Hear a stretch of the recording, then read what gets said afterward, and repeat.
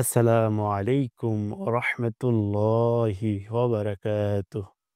প্রিয় দর্শক শ্রোতা, আশা করি আল্লাহর অশেষ রহমতে আপনারা সবাই ভালো আছেন।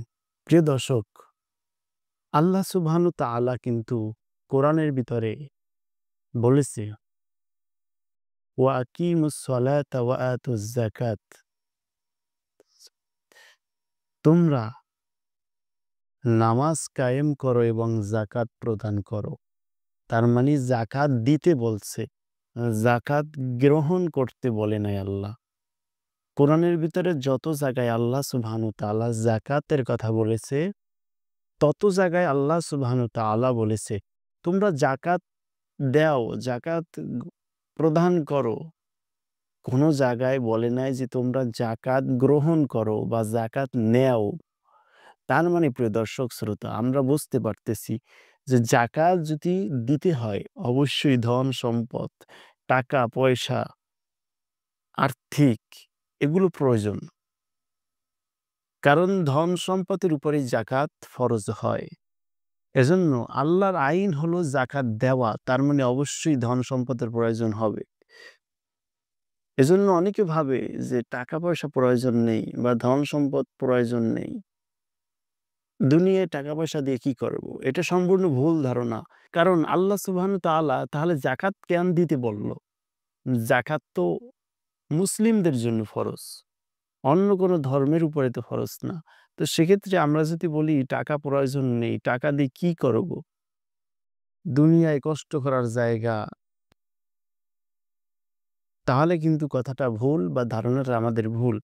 কারণ আল্লাহ সুবহানাহু তাআলা বলেছে তোমরা যাকাত প্রদান করো।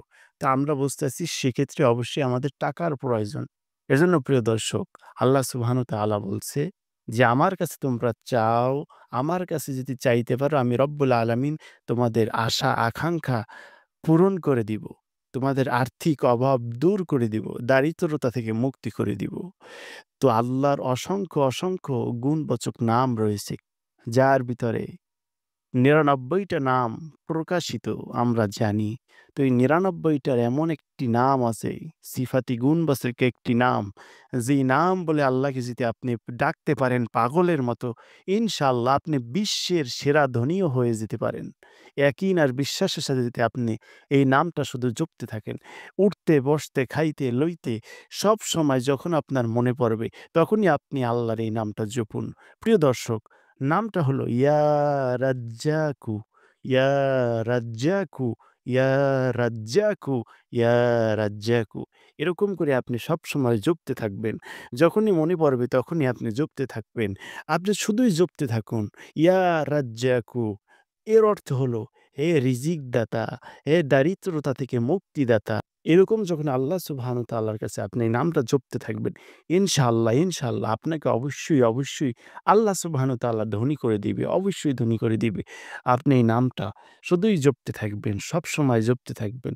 হাঁটতেছেন, চলতেছেন, খাইতেছেন, ঘুমাইতে চলে গিয়েছেন, তখন আপনি ইয়া রাজ্জাকু পড়ুন।